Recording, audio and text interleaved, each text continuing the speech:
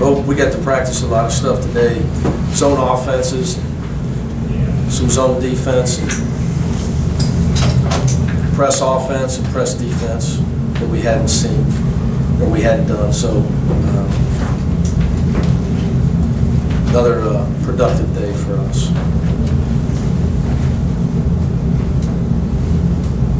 You held them to 28% shooting in the second half. Were you happy with your defense? I thought they missed a lot of open shots, but now that was by design. We're trying to make sure we left certain guys open. So were you happy with your defense or not? A little bit, not over a lot thrilled. I still think we got a lot of holes. First time we had played that defense in a live setting, so it was good for us to practice it. And you know, it's different. The only problem with the Division II teams is they don't have big guys, so they don't post up, and that's counter to what you see in Division I. But they got to do what they got to do to win, and they spread you out. You know, at one point in the first half, they're playing 5 guards, which is we're not going to see a lot of that. Shaq Thomas kind of came alive in the second half. I think he was the one guy that would attack the paint off the dribble. You know, we had too many guys not looking to attack the paint off the dribble, either score or make an assist. Too many guys holding nice passes. Yeah. We were able to get it ahead to him. He was looking to attack. We had too many other guys looking to hold the ball. What happened with Deshaun Moore? I have no comment on Deshaun Moore. He's the least of my worries. He's not hurt, is he? No. Troy's line looks pretty solid there. Success, no turnovers. Is it kind of what, at least the basics of what you're looking for him?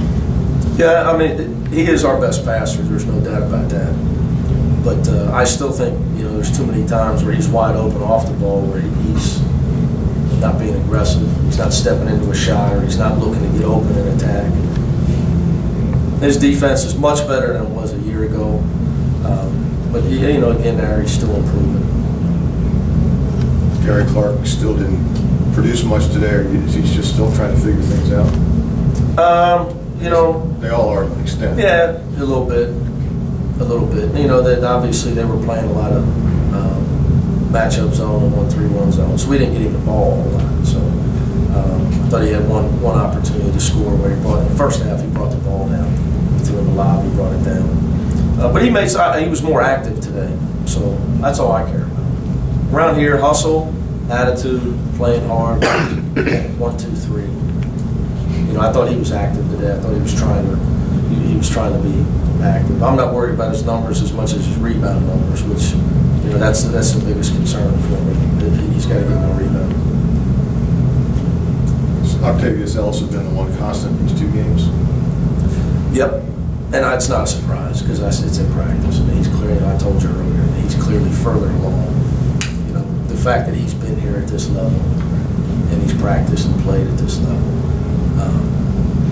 You know, in coaching, it's really, really hard. It's a tough year when you have a lot of new guys. You're going to earn your money. You're going to earn your money. You know, I don't like, you watch Kentucky last year. He looked like he's going to lose his mind all year, because he had all new guys. You know, we're running around out there with 7 of them, and it shows at times because it just takes time to build habits. So, you know, that's why I keep talking about our veteran guys. Took you a long time to get out here. Was that because you had a long talk then, or you just? No, I knew you guys had time, and I did a radio show, and I want to make sure I talk to the guys about certain things. You know, we don't overly meet. It's a long season, so I try to pick some times. You know, we talk about, you know, as the real season's approaching, the hardest thing in basketball is players and their fans, their families, and their friends are concerned about points and playing time. And we better be concerned about winning, talking, rotating, being a good teammate, having the right attitude, things like that. Things like that are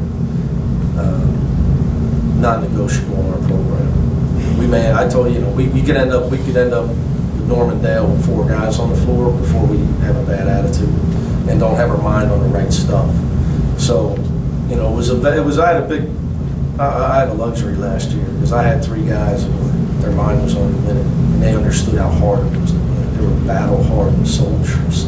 I said it every time I came in here, and the reason I said it was because that's not par for the course.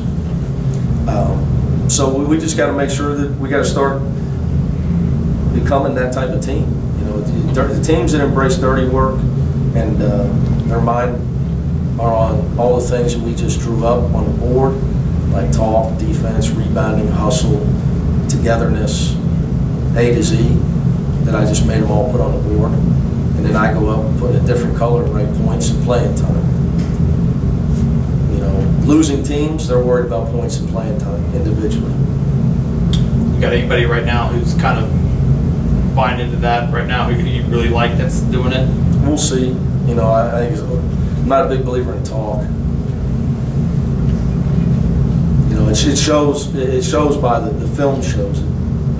You know, the film shows who's into hustle, deflections, defense, rebounding. You know, there's certain stats for us that are telltale signs. Like, for instance, Kevin Johnson can't play 19 minutes and be a great athlete and have 1 deflection and 1 rebound. That tells me your mind's not on defense and your mind's not on rebound because you're a great athlete. And he's just one example. He's far from G-Line's got 1 rebound, 1 deflection. 14 minutes. He's a senior. Can't happen.